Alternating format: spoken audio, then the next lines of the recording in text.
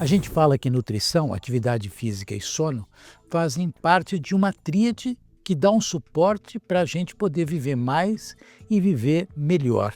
É correto falar isso a respeito do sono? É verdade, né? Eu costumo falar que existem alguns pilares que estão envolvidos, na verdade, a qualidade de vida e o envelhecimento saudável. Então, uma alimentação, né, equilibrada, atividade física regular, o cuidado com a saúde mental e o sono, né? Então, esses são grandes pilares que vão fazer com que a gente evolua ou que a gente dê o melhor de nós mesmos, né, durante o nosso caminhar aí, durante a estrada, durante o envelhecimento. Enquanto a gente dorme, o que acontece com o nosso corpo?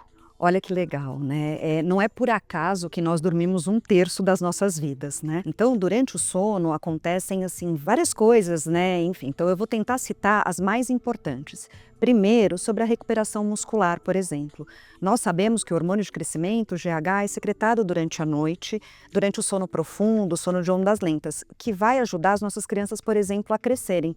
Mas que nos pacientes adultos é muito importante para a recuperação muscular, né? Então a gente sabe que durante o envelhecimento, a sarcopenia, que é a perda da massa magra, ela tem sido um problema, a gente tem um cuidado em especial com isso, né? E não adianta só fazer atividade física ou ter uma alimentação saudável, a gente precisa também dormir adequadamente para ter essa restauração do ponto de vista muscular. Outra função muito importante do sono é sobre a recuperação cerebral. Então, quando nós dormimos, é ativado um grande filtro, a gente chama isso de sistema linfático. Então, todas as reações químicas que foram realizadas durante o nosso dia a dia traz alguns metabólicos que precisam ser filtrados durante a noite para que eu acorde no dia seguinte descansado e ativo para receber novas informações. Quando eu durmo de uma forma ineficiente, né, tenho uma má qualidade de sono, estou dormindo pouco, eu tenho, na verdade, a sobra desses metabólitos. Um deles, por exemplo, é o beta-amiloide, que já, né, existem estudos mostrando uma correlação com quadros neurodegenerativos. Então, por exemplo, a doença de Alzheimer, ela tem uma associação, por exemplo, com acúmulo de beta-amiloide. Nessa mesma linha, a gente sabe que toda a consolidação do aprendizado, da memória também é feita durante o sono, em especial o sono REM, né? Então, assim como as nossas crianças aprendem, e muitas vezes a gente recebe as crianças da escola ou de um pediatra porque não estão tendo um aprendizado satisfatório, o sono ele vai ser importante e vai ser importante também no adulto. Então, toda a parte de consolidação da memória e do aprendizado é feito durante o sono. E por fim, não menos importante, é a nossa imunidade. Então, a maior parte dos anticorpos é formada durante a noite. Nós passamos aí numa pandemia, vimos a importância da vacina e se a gente não dormir adequadamente, a gente vai acabar não produzindo, né, ou não tendo o sistema imunológico de forma adequada. Para quem tem adolescente, vê isso na prática, né, Cláudia? Então, assim, os nossos filhos às vezes saem no feriado, no final de semana, dormem pouco, né, acabam exagerando e aí, segunda-feira, é o dia que vem todo mundo doente no consultório, né? Então, lembrar da importância no sono também na parte imunológica. Puxa, quantas implicações! E o que a gente pode dizer do significado de tive uma noite bem dormida?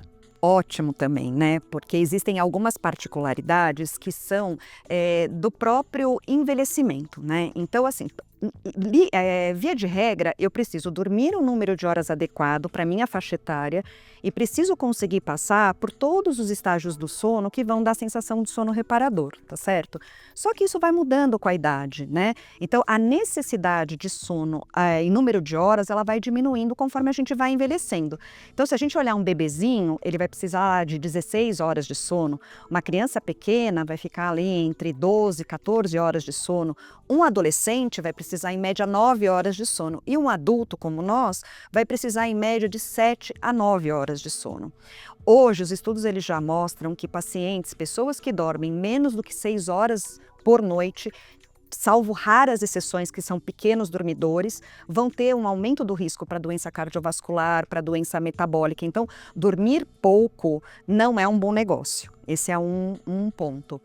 E existe também uma coisa que é muito importante, que são os cronotipos. Então, a gente vai ver que existem pessoas que são mais matutinas, pessoas que são mais vespertinas. E isso é determinado geneticamente. Então, por volta ali dos 20 anos, a gente acaba desenvolvendo, né, ou acaba manifestando manifestando essa tendência. Então, muito importante a gente entender o sono normal também, né? Então, se eu sou uma pessoa que tem uma tendência a ser um pouco mais vespertina, eu tenho que fazer toda a minha rotina, né, neste período, né? Então, eu costumo falar assim, a atividade física, uma reunião mais importante, então eu posso usar o meu ritmo biológico ao meu favor, né? Então, são essas as diferenças que a gente vai tendo conforme a gente vai envelhecendo. Mas, via de regra, esse número de horas, apesar da gente falar entre 7 a 9, é muito individual. Então, por exemplo, eu, Fernanda, vou precisar de 8 a 9. Talvez, né, por exemplo, meu marido, ele precisa um pouco menos, então ele vai precisar ali de 7 a 8 horas de sono. E quando as pessoas me perguntam, eu falo, ó, o número de horas tem que ser aquele onde você acorde no dia seguinte e se sinta bem. Mas sempre tentando ter pelo menos 6 horas. 6 horas a gente está sendo até bonzinho, né? Se a gente considerar de 7 a 9. É que abaixo de 6 horas já tem uma série de estudos mostrando uma piora de vários desfechos ali de várias doenças.